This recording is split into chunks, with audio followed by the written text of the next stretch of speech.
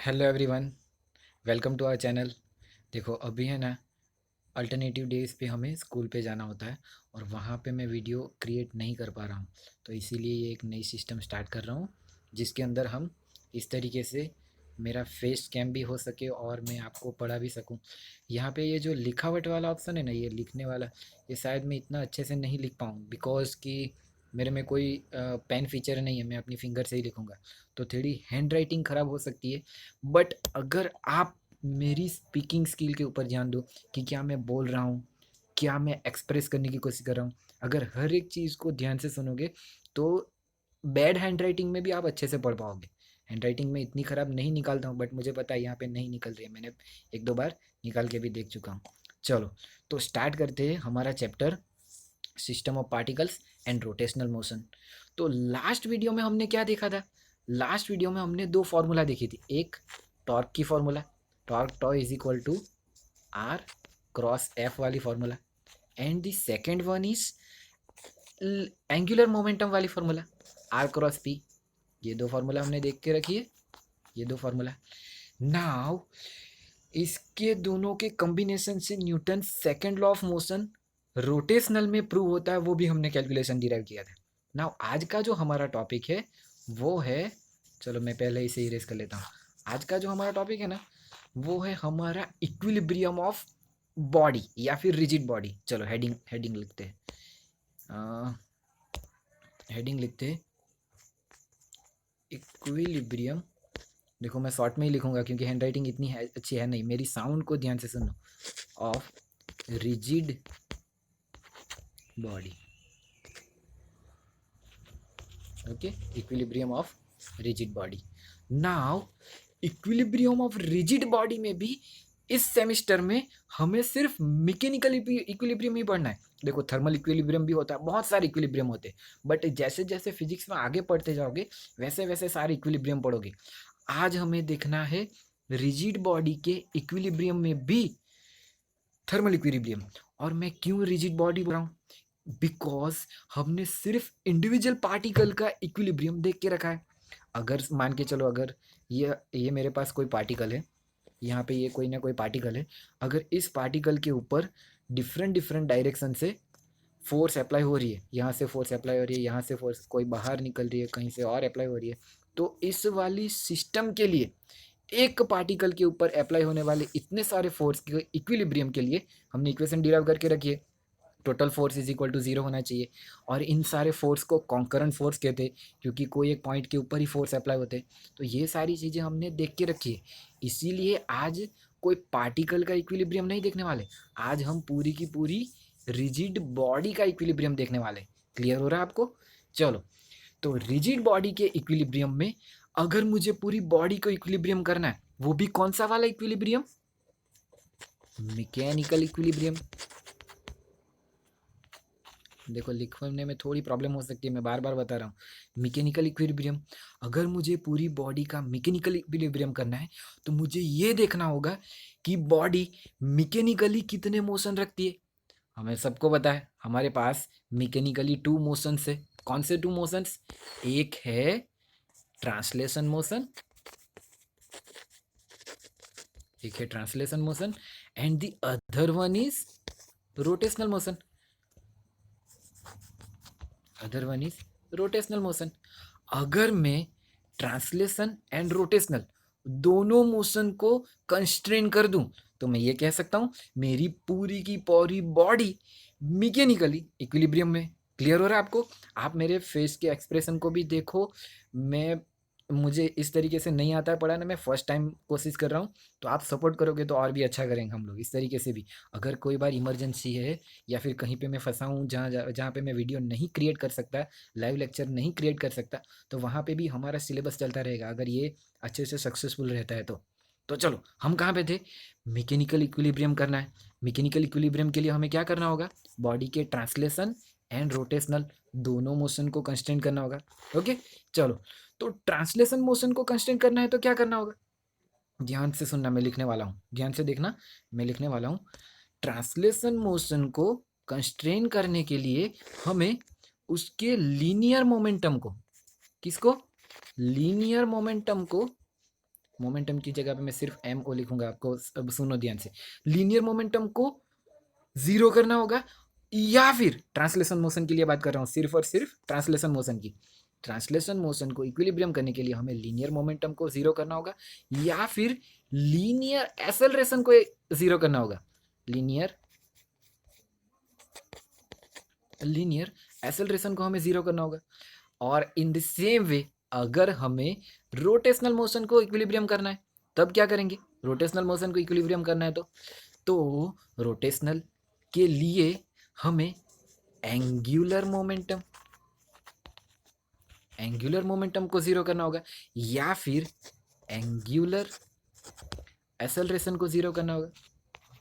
अब तो पता चल गया, लीनियर को कंस्ट्रेंट करना है तो सॉरी ट्रांसलेशन मोशन को कंस्ट्रेंट करना है तो लीनियर में जो भी होता है ट्रांसलेशन मोशन यानी कि इस तरीके के मोशन, देखो मैं यहाँ पे मूवमेंट कर रहा हूँ, कहीं पे भी लीनियरली रोटेशन नहीं होना चाहिए, सिर्फ लीनियरली किसी भी डायरेक्शन में जा रहा हूँ तो वो देखो सर्क्यूलर मोशन जो है ना वो भी ट्रांसलेशन मोशन है, रोटेटिंग मोशन जो है वो रोटेशनल मोशन है। ध्यान से सुनो, अगर कोई पार्टिकल, मेरी यहाँ पे ध्यान दो, मेरी ये फिंगर टिप है ना, वो कोई पार्टिकल है तो वो इस तरीके से अगर रोटेट भी कर रहा है ना तो वो भी ट्रांसलेशन मोशन है, वो सर्क्यूलर मोशन है। बट अगर पूरी सिस्टम इस तरीके से रोटेट कर रही है तब जाके होगी वो रोटेशनल मोशन। समझ में आ रहा है? तो अगर ट्रांसलेशन मोशन को कंसिडर करना है तो हमें क्या करना होगा? उसके लीनियर मोमेंटम को एंड लीनियर एक्सेलरेशन को जीरो करना होगा। उसी तरीके से if we want to constrain the rotational motion then हमें उसके angular momentum and angular acceleration को कंस्ट्रेन करना होगा या फिर जीरो करना होगा। चलो तो मुझे बताओ, अगर मुझे लीनियर एक्सेलरेशन को जीरो करना है तो मुझे क्या करना होगा? एक्सेलरेशन कब जीरो होता है याद करो। अभी हमने 5th चैप्टर की टेस्ट ली, क्या आपको याद है Newton's first law of motion? When the acceleration become zero, अगर एक्सेलरेशन जीरो होता है तो क्या जीरो हो जाता है? Total external force applying on the body become zero, अगर एक्सेलरेशन जीरो है तो यानी कि अगर मेरा लीनियर एक्सेलरेशन जीरो है इसका मीनिंग क्या होगा कि टोटल फोर्स, यहाँ पे देखो स्पेस थोड़ी कम है, मैं इसे थोड़ा सा छोटा कर देता हूँ, आप मेरे फेस के एक्सप्रेशन को देखते रहो। लीनियर एक्सेलरेशन को जीरो करना है तो मुझे टोटल फोर्स को जीरो करना होगा, टोटल फोर्स को जीरो करना होगा। उसी तरीके से अगर मुझे एंगुलर एक्सेलरेशन को जीरो करना है तो मुझे टोटल फोर्स की जगह पे एनालॉजी क्या है रोटेशनल में, हमने कल ही देखा था, टोटल टॉर्क को जीरो करना होगा। आज भी मैंने फॉर्मूला लिखी थी अभी ऊपर, टोटल टॉर्क को जीरो करना होगा। टॉर्क की फॉर्मूला क्या है? Torque tau is equal to R cross F, याद रखना। टोटल फोर्स को जीरो करो तो ट्रांसलेशन मोशन जीरो हो जाएंगे, टोटल एक्सेलरेशन को जीरो करना है, सॉरी टोटल टॉर्क को जीरो करो तो रोटेशनल मोशन जीरो हो जाएंगे। ये हमने देख लिया अभी तक। चलो अभी यहाँ से तो मैं कहीं और नहीं लिख पा रहा हूँ, मुझे लगा एक और पेज खुलता जाएगा, नेक्स्ट पेज, बट नहीं हो रहा है। अब क्या करें? अगर मुझे नेक्स्ट पेज खोलना है तो कुछ तो करना होगा। आप चिंता मत करो, मैं कुछ करता हूँ, कोशिश करते कुछ तो करने की। यहाँ पे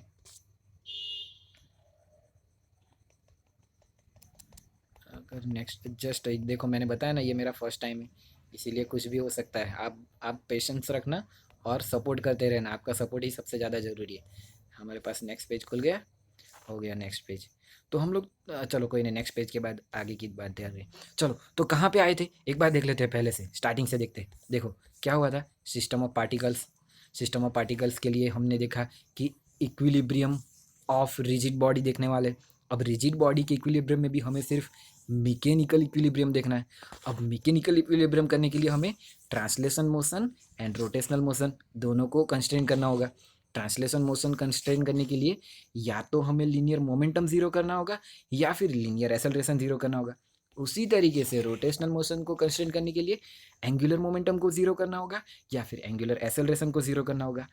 and if we want to get zero of momentum और एक्सेलरेशन तो हमें फोर्स को जीरो करना होगा। अगर रोटेशनल में है तो टॉर्क को जीरो करना होगा, टोटल टॉर्क को। नाउ अब देखते हैं, अगर मुझे टोटल फोर्स को जीरो करना है तो उसकी फॉर्मूला क्या होगी? Total force zero means what?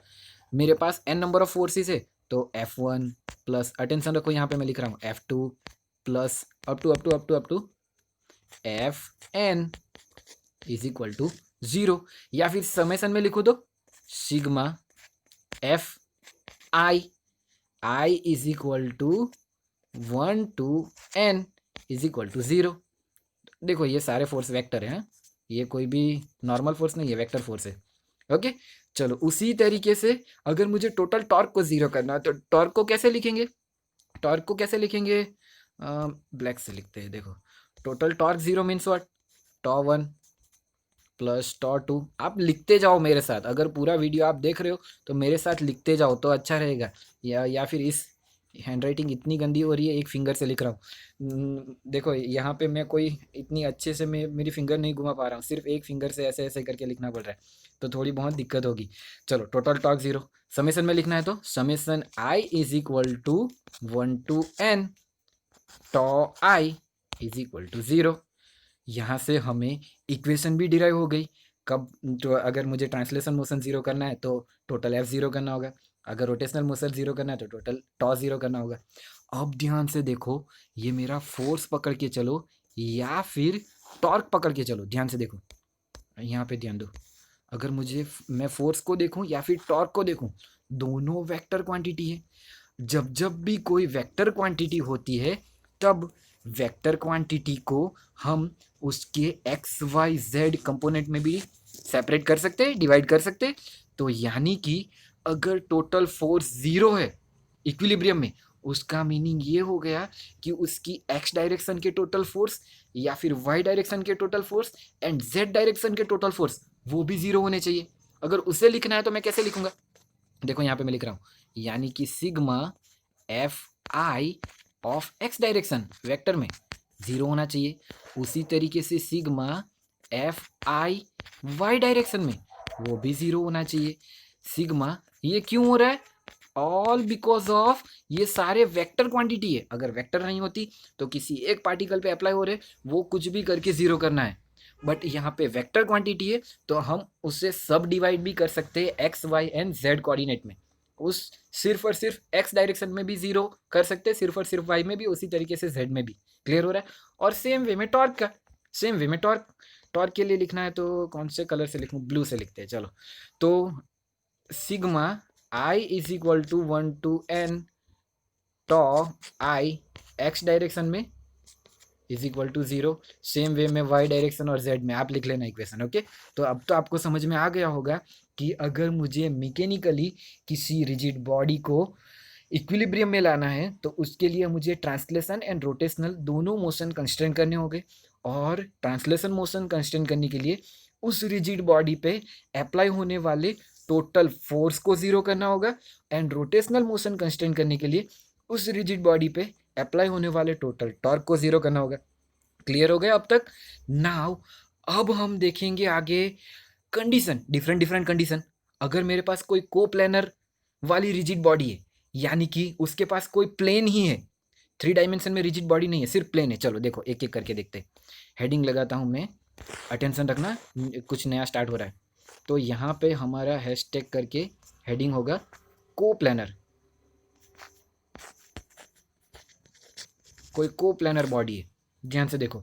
अगर मेरे पास कोई कोप्लेनर बॉडी है तो उस कोप्लेनर बॉडी की क्या बोलूँ, डायमेंशन, साइज या फिर फिगर कैसी होगी? चलो फिगर से देखते, क्योंकि फिगर ड्रॉ करूंगा तो आपको अच्छे से समझ में आएगा कि मैं क्या एक्सप्लेन कर रहा हूँ। अगर मैं स्क्वायर पकड़ के चलूँ तो ये स्क्वायर मेरा कोप्लेनर बॉडी हो गई। तो कोप्लेनर मीन्स व्हाट? जिसके पास सिर्फ एक प्लेन हो। अब देखो, एक प्लेनर बॉडी के अंदर हमारे पास सिर्फ 3 ही मोशन होते हैं, 2 ट्रांसलेशन के एंड एक रोटेशन का। कैसे? मेरे पास एक्सिस कितनी है? देखो, एक्स एंड वाई, सिर्फ 2 एक्सिस है। तो मुझे अगर ट्रांसलेशन मोशन कंस्ट्रेंट करना है तो सिर्फ इन दोनों एक्सिस को फिक्स करना होगा। यानी कि कोप्लेनर बॉडी के लिए सिर्फ 2 ही ट्रांसलेशन मोशन को कंस्ट्रेंट करना है। एंड ये जो मेरे पास बॉडी है ना, इसके परपेंडिकुलर में मैं फोर्स अप्लाई करूंगा तो परपेंडिकुलर में अंदर की ओर या फिर परपेंडिकुलर में बाहर की ओर, तब जाके उसके रोटेशन हो गए। तो अगर मैंने कल डोर वाला एग्जांपल दिया था, याद करो, तो मुझे इस कोप्लेनर सरफेस के परपेंडिकुलर के मोशंस भी कंस्ट्रेन करने होंगे, तब जाके उसका एक रोटेशनल मोशन कंस्ट्रेन हो जाएगा। तो कोप्लेनर बॉडी में सिर्फ 3 मोशन होते हैं। हमारे पास टोटल कितने मोशन है? आपको पता चला हमारे पास टोटल 6 मोशन है। देखो यहाँ पे 3 मेरे ट्रांसलेशन के और उसी तरीके से 3 मेरे रोटेशन के, X Y Z and rotation, X Y में रोटेशन, वाई जेड में रोटेशन या फिर जेड एक्स में रोटेशन। क्लियर रखो, मैं आपको अच्छे से समझाऊंगा कैसे होगा, वो भी डिटेल में देखेंगे। चलो तो एक केस देखा। एंड सेकंड केस की बात करें तो सेकंड केस में हमें देखना है जो मैंने नहीं लिया था। मैंने क्या बताया था कि हम पार्टिकल के लिए नहीं कंसिडर करने वाले। हमने स्टार्टिंग में क्या बात करी थी कि हम सिर्फ इंडिविजुअल पार्टिकल के लिए इक्विलिब्रियम नहीं देखने वाले। बट अगर हम पार्टिकल की बात करें तो एक केस के तौर पे, अगर मैं एक केस पकड़ूं जिसके अंदर सिर्फ मेरे पास कोई एक पार्टिकल है, पार्टिकल कैसा होता है, इस तरीके का होता है, ये एक पार्टिकल है। तो इस पार्टिकल के अंदर पार्टिकल के पास सिर्फ ट्रांसलेशन मोशन होते हैं। मैंने आगे भी बताया पार्टिकल मूव कर सकता है, कहीं पे भी मूव कर सकता है। अगर वो सर्कल में भी मूव कर रहा है, देखो ध्यान से सुनो, मेरे पास कोई पार्टिकल है जो अगर सर्कल में भी मूव कर रहा है तो वो पार्टिकल ट्रांसलेशन मोशन ही कर रहा है। सर्कुलर मोशन भी ट्रांसलेशन मोशन है। रोटेटिंग मोशन जो है वही सिर्फ रोटेशनल मोशन है। रोटेटिंग होना चाहिए किसी एक फिक्स एक्सिस के ऊपर या फिर किसी एक फिक्स पॉइंट के ऊपर, तभी रोटेशनल मोशन है। सर्कुलर मोशन भी ट्रांसलेशन मोशन ही है। तो जब पार्टिकल की बात करें तो अगर पार्टिकल के पास सिर्फ और सिर्फ ट्रांसलेशन मोशन ही है तो मुझे उसे मैकेनिकल इक्विलिब्रियम में लाने के लिए सिर्फ और सिर्फ, देखो फिर से खत्म हो गया। क्या खत्म हो गया पता है आपको? ये मेरा पेज खत्म हो गया। तो मुझे अगर अगर मुझे बॉडी को, पार्टिकल वाली बॉडी को मैकेनिकल इक्विलिब्रियम में लाना है तो वर्ड सुनो, तो मुझे सिर्फ और सिर्फ उसके ट्रांसलेशन मोशन को ही इक्विलिब्रियम करना होगा। समझ में आ रहा है ना आपको बात? चलो तो यहाँ से हमें पता चल गया कि जब पार्टिकल होता है तो पार्टिकल को इक्विलिब्रियम में लाने के लिए हमें सिर्फ और सिर्फ बॉडी के ट्रांसलेशन मोशन को ही इक्विलिब्रियम में लाना है। मैंने बताया ना, लिख देता हूँ। चलो यहाँ पे कौन से मोशन, ट्रांसलेशन मोशन को ही इक्विलिब्रियम करो पार्टिकल के लिए। सेकंड केस भी देख लिया हमने। देखो फर्स्ट केस क्या था, कहाँ गया? फर्स्ट केस था हमारा कोप्लैनर वाला, सेकंड केस था मेरा पार्टिकल वाला। अब थर्ड केस की बात करें तो थर्ड केस है हमारा पार्शियल इक्विलिब्रियम। ऐसा भी होता है, देखो most of the mechanical systems are partial equilibrium, किसी भी एक डायरेक्शन में। देखो मैं मैकेनिकल इंजीनियर हूँ, ये जो मैकेनिक्स है ना उसके बारे में इतनी सारी डिटेल पढ़ी है। मैं आपको समझ के चलो कि एक ओशंस में से सिर्फ बूंद बूंद पढ़ा रहा हूँ, इतना ज़्यादा जानता हूँ मैकेनिकल के बारे में। मैं मैकेनिकल इंजीनियर हूँ, बार बार बता रहा हूँ। तो यहाँ पे जो हम अब बात करने वाले पार्शियल इक्विलिब्रियम की, तो पार्शियल इक्विलिब्रियम मैकेनिकली बहुत सारी सिस्टम पार्शियल इक्विलिब्रियम ही होती है। किसी भी एक डायरेक्शन के मोशंस को कंस्टेंट करते और उस दूसरे डायरेक्शन में जाने देते। जैसे सोचो बेरिंग के अंदर रॉड फंसाई हुई है, तो बेरिंग के अंदर जब हम रॉड को फंसाते हैं, ध्यान से सुनो मेरे वर्ड को, तब रॉड बेरिंग के अंदर रोटेट करता है, बट रॉड बेरिंग के अंदर आगे पीछे नहीं होता है एक बार फिक्स करने के बाद। तो उसके अंदर हम क्या कर रहे, उसकी टू एंड फ्रो मोमेंट को कंस्ट्रेंट कर देते, बट रोटेटिंग मोमेंट स्टार्ट है, अभी भी रोटेटेड मोमेंट कंटिन्यू है। तो इस टाइप की इक्विलिब्रियम को पार्शियल इक्विलिब्रियम कहते हैं। तो पार्शियल इक्विलिब्रियम क्या है? पार्शियल इक्विलिब्रियम में हम या तो लिखते हैं, चलो बोलते क्यों है, लिखते जाते, पार्शियल इक्विलिब्रियम। अरे अरे हाँ, पेज कट हो रहा था ना, मैंने वहाँ पे लिख दिया पार्शियल इक्विलिब्रियम। इरेज करके फिर से लिखते हैं, चलो यहाँ पे लिख रहा हूँ। हाँ पार्शियल, मैंने बार बार बोल रहा हूँ कि हैंड राइटिंग अच्छी नहीं आने वाली, होप मत रखो। पार्शियल इक्विलिब्रियम मैं अगर 10 वीडियो भी बना दूंगा ना इससे, तब भी ऐसे ही हैंड राइटिंग होगी, मुझे पता है, क्योंकि एक फिंगर से लिखना है।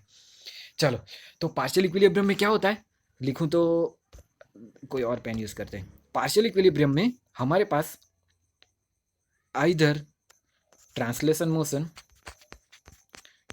मोशन इक्विलिब्रियम में होते तो रोटेटिंग मोशन स्टार्ट होते, रोटेटिंग मोशन कंटिन्यू होते, और या तो रोटेटिंग मोशन इक्विलिब्रियम में होते, रोटेटिंग मोशन इक्विलिब्रियम में होते तब ट्रांसलेशन मोशन कंटिन्यू होते, ट्रांसलेशन मोशन कंटिन्यू होते। क्लियर रखो, देखो मैंने लिखा है यहाँ पे, आपको नहीं समझ में आ रहा है तो मैं बोलूँ उसके साथ वर्ड के साथ, देखो ट्रांसलेशन मोशन इक्विलिब्रियम में तो रोटेटिंग मोशन कंटिन्यू है, या फिर रोटेटिंग मोशन इक्विलिब्रियम में तो ट्रांसलेशन मोशन कंटिन्यू में। तो इस टाइप के इक्विलिब्रियम को पार्शियल इक्विलिब्रियम कहते हैं। क्लियर हो गया? नाउ हमें इस पार्शियल इक्विलिब्रियम के केस देखने हैं, क्योंकि यहाँ से ही टॉर्क के बारे में और डिटेल स्टार्ट हो रही है। तो देखो मैं एक फिगर ड्रॉ करूँगा, आपकी बुक में है वही फिगर ड्रॉ करने वाला हूँ। चलो मान के चलो हमारे पास एक रॉड है, रॉड का नेम है ए एंड बी, इस दोनों एंड का नेम है ए एंड बी। नाउ इन दोनों रॉड के ऊपर, ध्यान से सुनना मेरी बात, इन दोनों रॉड के ऊपर सेम मैग्नीट्यूड के दो फोर्सेस, सेम मैग्नीट्यूड। अगर मैं यहाँ पे एफ लिख रहा हूँ तो यहाँ पे भी मैं एफ ही लिखूंगा, सेम मैग्नीट्यूड है। Okay, A and B point पे सेम मैग्नीट्यूड के टू फोर्सेस अप्लाई हो रहे हैं। अब इसका मिड पॉइंट यानी कि सेंटर पॉइंट सी है। चलो मान के चलो ये मेरा सेंटर पॉइंट सी है, तो यहाँ से यहाँ तक के डिस्टेंस को भी मैं ए कहूँगा और यहाँ से यहाँ तक के डिस्टेंस को भी मैं स्मॉल ए से डिनोट करूँगा। अब देखो क्या हमारे पास मोमेंट ऑफ फोर्स है या फिर सिर्फ मोमेंट? देखो ध्यान से सुनना, अब आगे जाके अगर मैं सिर्फ मोमेंट बोलूँ, मेरे वर्ड को ध्यान से सुन लेना, आगे जाके अगर मैं सिर्फ मोमेंट बोलूँ तो समझ जाना मैं मोमेंट ऑफ फोर्स की यानी कि टॉर्क की बात कर रहा हूँ। मोमेंट ऑफ फोर्स को ही टॉर्क कहते। उससे बहुत सारी मैकेनिकल टीचर्स या फिर मैकेनिकल बहुत अच्छे अच्छे प्रिंसिपल ऑथर सिर्फ मोमेंट बोलते। समझ में आ रहा है? तो मोमेंटम, मोमेंट ऐसे वर्ड है ना, तो याद रखो वो मोमेंट ऑफ फोर्स ही है। समझ में आ रहा है? मोमेंट ऑफ फोर्स की बात हो रही है। मेरा हैंड दुख रहा है, एक हैंड से फ़ोन पकड़ा था। तो मोमेंट की बात हो गई। तो मोमेंट की बात करूँ तो यहाँ पे अगर मुझे मोमेंट चाहिए तो मोमेंट की इक्वेशन क्या थी? मोमेंट की इक्वेशन यहाँ पे लिखता हूँ, चलो आपको रिमेंबर हो जाए। Torque tau is equal to R cross F. Torque tau is equal to R cross F, यानी कि जहाँ से भी रोटेशन हो रहा है, यानी कि जहाँ से भी मोमेंट क्रिएट हो रही है, वहाँ पे मुझे डिस्टेंस एंड फोर्स दोनों चाहिए। तो सेंटर सी पॉइंट से मेरे रोटेशन क्रिएट होगी, सेंटर सी पॉइंट से। तो देखो ये वाला फोर्स इस टाइप में मोमेंट करवाने की कोशिश करेगा, ये वाला फोर्स इस डायरेक्शन में मोमेंट करवाने की कोशिश करेगा। तो अगर यहाँ पे और यहाँ पे दोनों जगह पे, इन दोनों जगह पे अगर मोमेंट क्रिएट हो रही है तो वो मोमेंट की इक्वेशन क्या होगी या फिर मोमेंट की मैग्नीट्यूड क्या होगी? मोमेंट की फॉर्मूला क्या है? Torque tau is equal to R cross F. तो इस वाले सेंटर पॉइंट जहाँ से रोटेशन हो रहे हैं, इस वाले सेंटर पॉइंट से जहाँ तक फोर्स है वहाँ तक के डिस्टेंस को हम आर से डिनोट करते। देखो ये जो हमारा आर है, ये इक्वेशन में जो मेरा आर है वो क्या है? सेंटर से यहाँ तक की डिस्टेंस, कहाँ तक की? जहाँ से फोर्स अप्लाई हो रही है वहाँ तक की डिस्टेंस को आर कहते हैं। तो वो आर मेरा कितना अभी? ए। एंड मेरी फोर्स कितनी है? एफ। तो टॉर्क की वैल्यू क्या आएगी? इस तरफ भी सेम टू सेम है, ए एंड एफ। तो मैं एक बार टॉर्क की मैग्नीट्यूड फाइंड करता हूँ, दोनों के लिए सेम टू सेम है। तो देखो ध्यान से, टॉर्क की वैल्यू, टॉर्क की मैग्नीट्यूड फाइंड करें तो यहाँ पे फाइंड करते हैं। Torque tau is equal to formula R cross F. Magnitude लिख रहा हूँ तो मैं वेक्टर निकाल दूंगा। चलो मैं इसे इरेज करके एक बार फिर से, तो मैग्नीट्यूड की बात करें तो torque is equal to R F sine theta होगा। मैग्नीट्यूड की बात करें तो आर की जगह पे क्या है हमारे पास? ए। तो देखो मैं आर की जगह पे लिखूंगा ए, एफ की जगह पे क्या है? एफ की जगह पे तो एफ ही है। एंड साइन थीटा, थीटा क्या है मेरा? आर एंड एफ के बीच का एंगल। तो देखो यहाँ पे हमारे पास आर ये है एंड एफ वर्टिकल है। आर हॉरिजॉन्टल है, दोनों तरफ देखो आर हॉरिजॉन्टल है एंड फोर्स वर्टिकल है। तो दोनों के बीच का एंगल क्या क्रिएट होगा? देखो यहाँ पे मैं एंगल क्रिएट कर रहा हूँ, देखो कोई और कलर से क्रिएट करता हूँ, हाईलाइट करता हूँ। देखो यहाँ पे देखो ये जो है आर एंड एफ के बीच का एंगल 90 डिग्री क्रिएट होगा। एंड माय फ्रेंड्स साइन 90 की वैल्यू क्या होती है? 1 होती है। यानी कि टॉर्क की मैग्नीट्यूड जो हमें दोनों तरफ मिलेगी वो सेम टू सेम होगी, और वो कितनी होगी? ए एफ जितनी। तो चलो आगे फिगर में फिर से आ जाते हैं। तो फिगर बहुत ख़राब हो गई है, मैं आपको एक्सप्लेन कर दिया हूँ, मैं इसे इरेज करके एक बार फिर से ड्रॉ करता हूँ। ध्यान से देखना, मैं इतनी फिगर ही इरेज करने वाला हूँ, मैं फिर से ड्रॉ करूँगा, चिंता मत करो। तो यहाँ पे हम बात कर रहे हैं, मैग्नीट्यूड हो गई, फिगर की बात कर रहे हैं। चलो तो कलर हमारा ब्लैक होगा। अटेंशन रखना, मैं फर्स्ट टाइम हूँ ना तो इतना प्रो नहीं हूँ, अभी नो हूँ आपकी पबजी की भाषा में। चलो तो देखो यहाँ पे ये हो गई मेरी figure, A and B end, बीच में मिड पॉइंट सी, यहाँ तक के डिस्टेंस को ए, यहाँ तक के डिस्टेंस को भी ए। यहाँ पे फोर्स अप्लाई हो रही थी, यहाँ पे भी फोर्स अप्लाई हो रही थी, दोनों सेम मैग्नीट्यूड की थी। हम कौन सा केस देख रहे? फिर से आ जाओ, पार्शियल इक्विलिब्रियम। उस पार्शियल इक्विलिब्रियम में अभी आपको पता चल जाएगा डायरेक्टली कि कौन सा इक्विलिब्रियम चल रहा है, ऊपर वाला या फिर नीचे वाला। ऊपर वाला यानी क्या? क्या मेरे अभी ट्रांसलेशन इक्विलिब्रियम है और रोटेशन स्टार्ट है, या फिर रोटेशनल इक्विलिब्रियम है और ट्रांसलेशन स्टार्ट है? इस केस में आपको पता चलेगा क्या हो रहा है? नहीं पता चलेगा, मैं एक्सप्लेन करूंगा, चिंता मत करो। इस वाले पॉइंट पे अगर फोर्स अप्लाई होगा और इस वाले पॉइंट पे भी फोर्स अप्लाई होगा, तो ये फोर्स बी साइड को ऐसे रोटेट करने की कोशिश करेगा, ए साइड को ये वहां पे जो फोर्स एफ है वो इस तरीके से रोटेट करवाने की कोशिश करेगा। अब अटेंशन देना, फिगर हो गई, अब अटेंशन देना। हमारे पास जो यहाँ पे मोमेंट की मैग्नीट्यूड आई वो ए एफ जितनी थी। अब दोनों मोमेंट की मैग्नीट्यूड ए एफ है। अब दूसरा देखो कि क्या दोनों मोमेंट सेम डायरेक्शन में है या अपोजिट डायरेक्शन में। तो देखो ध्यान से, दोनों मोमेंट एक दूसरे के अपोजिट में। ए वाले पॉइंट के साइड की मोमेंट ऐसे रोटेट करवाने की कोशिश कर रही है, बी वाले साइड की मोमेंट इस डायरेक्शन में रोटेट करवाने की कोशिश कर रही है। यानी कि two torques with same magnitude and opposite direction, total torque 0। Clear हो गया आपको? क्लियर हो गया आपको? यहां पे total torque sigma tau become 0 and when my torque tau total torque tau become 0, यानी कि मेरी बॉडी अभी रोटेशनल इक्विलिब्रियम में। तो क्या अभी ट्रांसलेशन मोशन स्टार्ट है? हमें वो देखना है। तो यस, हमारे ट्रांसलेशन मोशन स्टार्ट है। वाई? बिकॉज यहाँ पे देखो, यहाँ पे फोर्स डाउनवर्ड में अप्लाई हो रही थी। देखो ध्यान से, फिगर को ध्यान से देखो, मैं फिगर को दिखाने की कोशिश कर रहा हूँ। यहाँ पे फोर्स डाउनवर्ड में अप्लाई हो रही थी, यहाँ पे फोर्स डाउनवर्ड में थी, और यहाँ पे भी फोर्स डाउनवर्ड में थी। हाईलाइटर से दिखाता हूँ, यहाँ पे फोर्स डाउनवर्ड में अप्लाई हो रही थी और यहाँ पे भी फोर्स डाउनवर्ड में अप्लाई हो रही थी।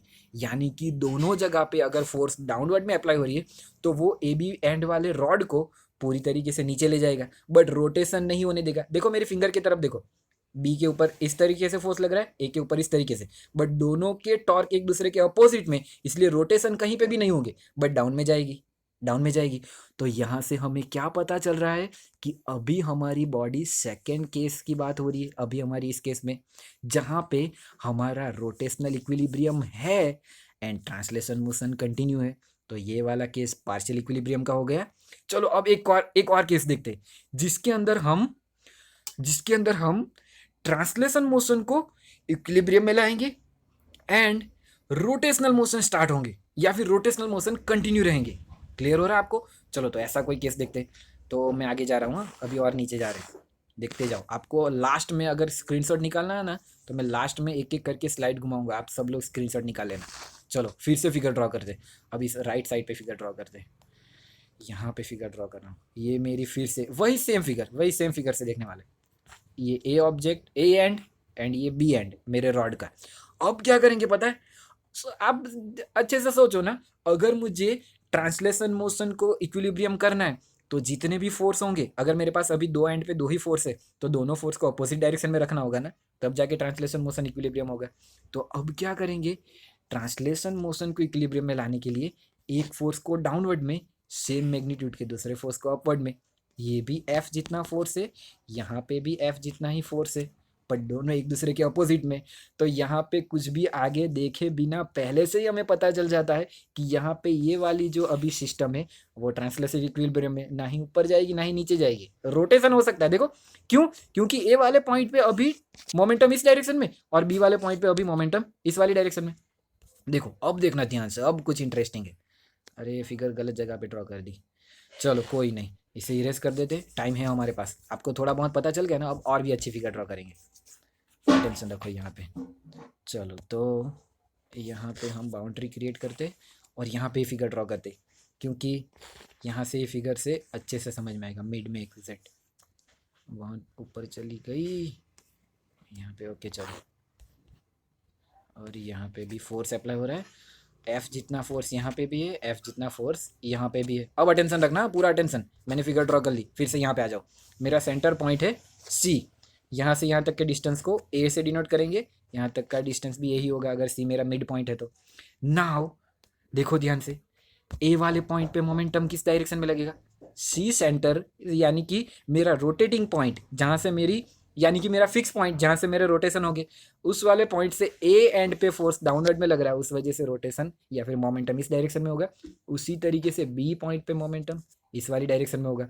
तो यहाँ पे देखो ध्यान से, दोनों कपल, अब मुझे टॉर्क की वैल्यू फाइंड करने की जरूरत है, मुझे पता है ए एफ ही आएगी। Why, R is equal to A, force की वैल्यू तो एफ ही है, दोनों के बीच का एंगल तो 90 डिग्री है, तो torque tau is equal to R F sine 90, R की जगह पे ए, एफ की जगह पे एफ, एंड साइन 90 की वैल्यू 1।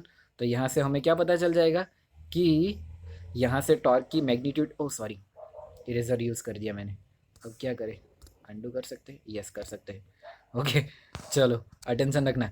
तो हमें क्या पता चला कि यहाँ पे टॉर्क की वैल्यू या फिर टॉर्क की मैग्नीट्यूड तो ए एफ जितनी ही होगी। देखो मैं बीच बीच में बात भी करते रहता हूँ आपसे, क्योंकि मेरा फर्स्ट टाइम है, समझो, आपको अच्छे से समझाने के लिए भी बहुत ज़्यादा जरूरी है, और मेरा भी फर्स्ट टाइम है। चलो, तो यहाँ पे ध्यान से देखना, हमारे पास एक फोर्स इस तरीके से जा रहा है, कपल एक मोमेंट इस तरीके से जा रहा है और एक मोमेंट इस तरीके से जा रहा है, तो दोनों मोमेंट की डायरेक्शन देखो सेम नहीं हो गई, यहाँ से यहाँ तक, यहाँ से यहाँ तक। तो देखो ये, यानी कि अभी जो ये हमारा रॉड है ना, रॉड, अभी ये जो हमारा रॉड है ना, वो एंटी क्लॉकवाइज डायरेक्शन में रोटेशन करेगा, ट्रांसलेशन मोशन नहीं होगी। वाई? बिकॉज दोनों फोर्स की मैग्नीट्यूड सेम टू सेम है और दोनों एक दूसरे के अपोजिट में, बट रोटेशन हो सकते हैं बिकॉज दोनों एक दूसरे के अपोजिट में फोर्स है, बट दोनों की मोमेंट सेम डायरेक्शन में। फोर्स अपोजिट में हुए तो मोमेंट सेम डायरेक्शन में हो गई, समझ में आया? तो इस टाइप के रोटेशन को, सॉरी, इस टाइप के पार्शियल मोशन, पार्शियल इक्विलिब्रियम को, सॉरी, इस टाइप के पार्शियल इक्विलिब्रियम को ये कह सकते हो कि इसके अंदर रोटेशन कंटिन्यू है बट ट्रांसलेशन मोशन कंस्ट्रेन है। क्लियर हो गया? ये भी एक पार्शियल इक्विलिब्रियम का केस है। अब इस केस की स्पेशलिटी की बात करें तो इस वाले केस को कपल कहते हैं। क्या कहते हैं पता है? COUPLE, couple. ध्यान से सुनना, आपने कभी कपलिंग नाम सुना है? कपलिंग मैकेनिकल में जो इंजन पिस्टन वो सारी चीज़ें होती है ना, वहाँ पे कपलिंग करके रखते हैं। दो रॉड को एक दूसरे के साथ कनेक्ट करना हो ना, वहाँ पे कपलिंग करते। तो ये सारी चीज़ें अभी अभी आपको नहीं पता है, बट एक चीज़ याद रखो कि मैकेनिकल जॉइंट में कपल जॉइंट एक मेजर जॉइंट है, मेजर जॉइंट है। तो कपल क्या है अच्छे से समझ लेना। तो कपल की डेफिनेशन बताने वाला, इस कंडीशन को, अभी जो हमने ये कंडीशन प्रूव करी ना, जिसके अंदर रोटेशनल मोशन हो रहे, ट्रांसलेशन मोशन नहीं हो रहे, तो इस वाले जॉइंट को कपल कहते हैं। तो इसके ऊपर से आप लिखो, मैं डेफिनेशन बोलूँगा, लिखो। यहाँ पे मैं फिगर में मैं एक्सप्रेस करूँगा, यहाँ पे कुछ ना कुछ कलर से कुछ ना कुछ होगा, वो आप देखते रहना। कौन से कलर से करेंगे जो अभी नहीं यूज़ हुआ है? ये वाला कलर, या फिर हाँ चलो ये वाला कलर अभी थोड़ा भी नहीं यूज़ हुआ, तो इससे करूँगा मैं। तो मैं जो डेफिनेशन बोल रहा हूँ ध्यान से सुनना, लिखना, अच्छे से लिख लेना।